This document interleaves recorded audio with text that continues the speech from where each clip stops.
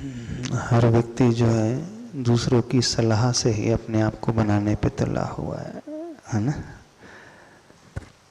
क्या खाना, क्या पहनना, कैसा पहनना, कैसे उठना, कैसे बैठना, कैसा दिखना, कौन सी गाड़ी, कैसा फ्लैट, वो अपने को ना देख करके दूसरों को देख करके वह पाने की कोशिश करता है। हम फिर कहेंगे दूसरों को देखना बुरा नहीं है, होना चाहिए, हम देखें दूसरों को, लेकिन वह दूसरा हमारे जीवन में एक माइलस्टोन हो जाए, वह दूसरा व्यक्ति हमारे जीवन में एक मोटिवेशनल फैक्टर हो जाए, वो हमें उत्साह से बढ़ाने वाला एक व्यक्ति हो जाए, तब दूसरों को देखना और दूसरों की राय के अनुसार आगे बढ़ना बड़ा हेल्दी माना जाता है।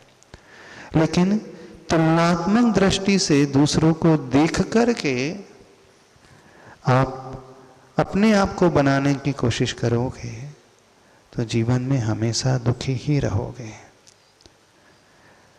पर तुलना ही होती है जो व्यक्ति के भीतर बहुत सारी अपेक्षाएं पैदा कर देती है, एक्सपेक्टेशन पैदा कर देती है, और फिर जितनी अपेक्षाएं पैदा होते चली जाती हैं वही व्यक्ति फिर उतना ही परेशान भी होता है, क्योंकि expectation is the root cause of frustration.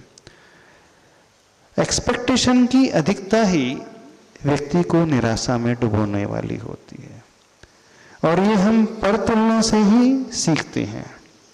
तो पर तुलना एज ए रोल मॉडल हो तो वो अच्छी तुलना मानी जाती है, लेकिन पर की राय के अनुसार चलना तो मान करके चलना आप एक कठपुतली बन करके रह जाओगे।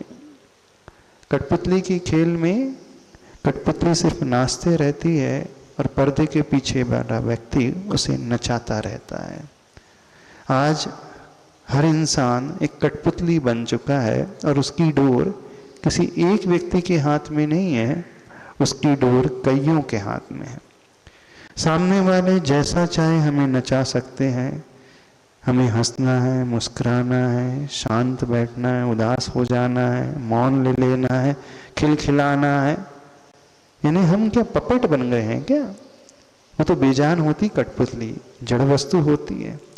लेकिन आप प्राणों से सहित हो, चेतना से सहित हो, ज्ञान और विवेक से सहित हो, इनडायरेक्ट रूप से अपनी डोर जो है दूसरों के हाथ में ना दो। तो आप दूसरों के हाथ में डोर दोगे तो जीवन में कभी सुख, शांति, संतुष्टि, आनंद आपको नहीं मिलेगा।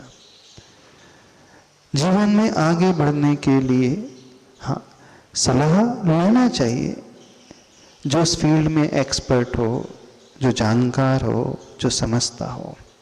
हम कोई कार्य कर रहे हैं, उसमें हम आगे नहीं बढ़ पा रहे हैं, उतना हमारा रिजल्ट नहीं आ पा रहा है, तो गाइडेंस हमें लेना चाहिए, मदद लेना चाहिए दूसरों की। तो वह हमें अच्छा बनाने के लिए और अच्छी दिशा में बढ़ाने के लिए प्रेरणा का काम करती है। लेकिन सिर्फ यह देख करके कि उसके पास इतना है, वो ऐसा है, वो जैसे कमेंट्स कसता है, हम ऐसा बनने लगे, तो विश्वास मानो पूरा जीवन निकल जाएगा आपका और आप कभी सुखी नहीं हो पाओगे। तो कैसे होता है? तो जब व्यक्ति थोड़ा सा अपने भीतर झांक करके देखने की कोशिश करता है, अपनी शक्ति को समझने की कोशिश करता है, अपनी क्षमता को समझने की कोशिश करता है, और अपनी क्या क्या रिक्वायरमेंट्स हैं उसे देखने की कोशिश करता है। एक बहुत पुरानी कहावत है, अपनी ही चादर देख करके पैर पसारना चाहिए, फैलाना चाहिए।